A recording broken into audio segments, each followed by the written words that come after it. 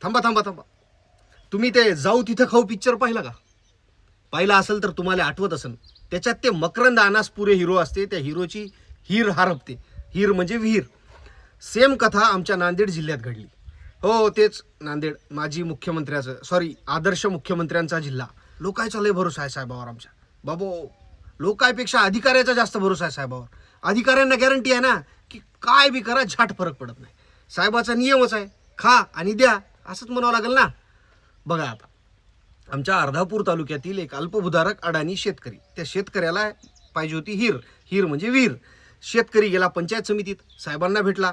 साहेब म्हणाले लगेच देतो, फॉर्म भरा. आता या शेतकऱ्याला फॉर्म काय भरता येईना, अडाणी बिचार. तो म्हणला साहेब फॉर्म तुम्हीच भरा. साहेब म्हणले तू काहीच स्थान घेऊ नको, फॉर्म फिरम चक्क मी भरतो, विहीर पण मीच करून देतो, 15,000 रुपये लागतील. बिचारा गरीब शेतकरी, ते शेतकऱ्यापाशी असतेच काय हो. त्या शेतकऱ्यानं दिले 15,000 रुपये. 8 दिवसांनी गेला, बीडीओनी सांगितलं ग्रामसेवकची सही लागते, त्याला भेटा. ग्रामसेवकनी 5,000 रुपये मागितले. यानं परत ग्रामसेवकला 5,000 रुपये दिले.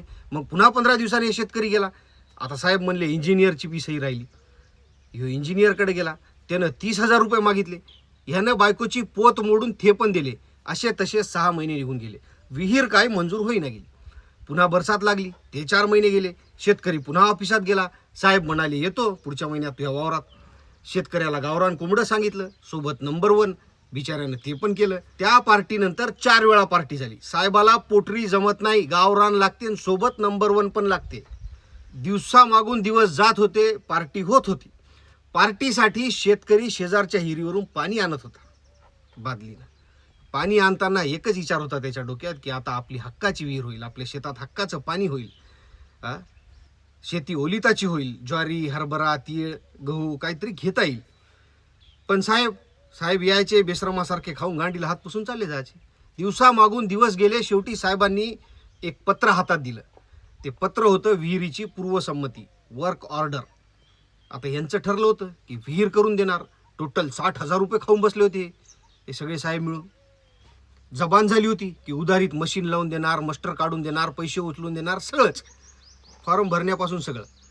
2021 गेला, 22 गेला. हिरीच्या त्या राखीव जागेवर बाभळी वापल्या आणि साहेबांची बदली झाली. गेला बीडीओ गेला, ग्रामसेवक गेला, इंजिनियर गेला. पूर्वसंमतीचा कागद 60,000 रुपयात पडला. एवढे पैसे गेले. घरचे कुणकुण करायला लागले. रोज भानगडी. शेवटी बिचाऱ्या शेतकऱ्यानं स्वतःच विहीर खोदायला घेतलं टिकास खोरं, लागला कामा आणि खोदली. काल तो शेतकरी आमचे मित्र बालाजी हेंद्रे पाटलाला हाटेलात भेटला. सहज विचारता त्या शेतकऱ्यांनी त्याची पूर्ण घटनाक्रम, त्याची आपबीती सांगितली.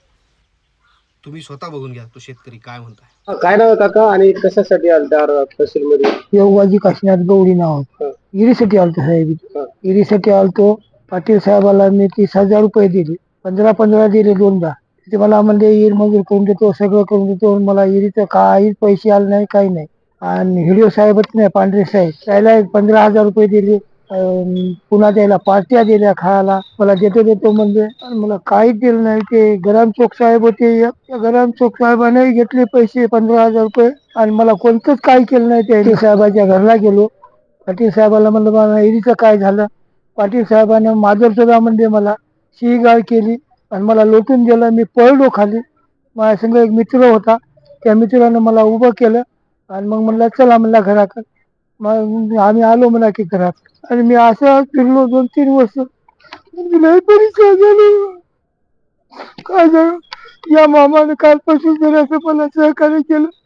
म्हणलं बा काहीतरी करावं, मार्गदर्शन मला हे म्हणजे बा काही ना काहीतरी बोलू. पण साहेब लई परेशान झालो. माझ्या घरी मला जीवन झाली, रोटी खाऊ देतात काही नाही. कधीच आहे ते? ते 2021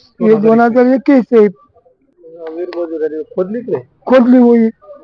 मस्टर काहीच काढले नाही. ते मोबिल एकही काढलं नाही कोणी. वीर मजूर झाले, मग तुम्ही त्यांना पैसे दिले? पैसे आधी दिले ते द्यायला. यायनं मग काही घेतलं नाही. मॅडम नाही घेतलं नाही आणि ग्रामसेवक मॅडम नाही काहीच घेतलं नाही. पैसे भेटले की नाही? नाही रुपया भेटला नाही. वीर काय स्वतः घरी स्वतः घरीच केली. काय करावं. हो मला पाटील साहेब आणि हिडिओ पांढरे साहेब याच्याकडून मला काही कोण्या मार्गदर्शनाखाली मला पैशाचे काहीतरी. ग्रामसेवक साहेब कुठले होते ते वारंग्याकडे होते का हो त्याच्यातून मला सहकार्य करून काहीतरी पैशाचे 90,000 रुपये खर्च झाला बा. आता मला काही त्याचे भेटले नाही. गरीबाला हिरही नाही. काय करू? काय सांगू? माझ्या यायला जरासं सहकार्य करू. मला कालपासून आधार दिला जरा. कोण जबाबदार आहे या प्रकरणात? एकच व्यक्ती नाही तर पूर्ण साखळी जबाबदार आहे. लाच मागणे, काम मंजूर करूनही न करणं, सरकारी योजनेचा गैरवापर, तक्रार नोंदवण्यासाठी कुठली सोपी व्यवस्था नाही, या सगळ्या अधिकाऱ्यांना राजकीय संरक्षण, त्याची झालेली ती खा आणि द्याची संस्कृती. अधिकारी निडर होत आहे कारण वरून यांना पाठबळ आहे. पूर्वसंमती असेल, वर्क ऑर्डर असेल, मस्टर असेल, पेमेंट असेल, सगळा क्लिष्ट कारभार. या प्रत्येक टप्प्यावर पैसा मागितला जातो. सरकारची योजना, अधिकाऱ्यांची जबाबदारी, सगळं शून्य. ही कथा एका शेतकऱ्याची नाही आहे भावांनो. ही कथा आहे पंचायत समितीच्या भ्रष्ट अधिकाऱ्यांची, खा आणि द्या संस्कृतीची. सरकार योजना देते आणि मधातले लोक ते सगळे खाऊन टाकतात. शेतकऱ्यांपर्यंत काहीच पोचत नाही. आता सांगा, 60,000 रुपये खाल्ले कोणी? अधिकारी बदली झाली म्हणून गुन्हा माफ होणार आहे का? शेतकरी स्वतः विहीर खदत आहे, मग योजना कशासाठी आहे हो? हा शेतकरी भिकारी नाही आहे, तो अन्नदाता आहे. तो पैसे देतो, तो पार्टी देतो, तो वाट पाहतो आणि शेवटी स्वतःच हिर खदतो. मग सरकार कोणासाठी आहे? हा व्हिडिओ फक्त पाहू नका, शेअर करा, आवाज उठवा. त्या शेतकऱ्याला न्याय मिळाला पाहिजे. नसता आज त्याची हिर खाल्ली, उद्या तुमचं काहीतरी खाल्लं जाईल.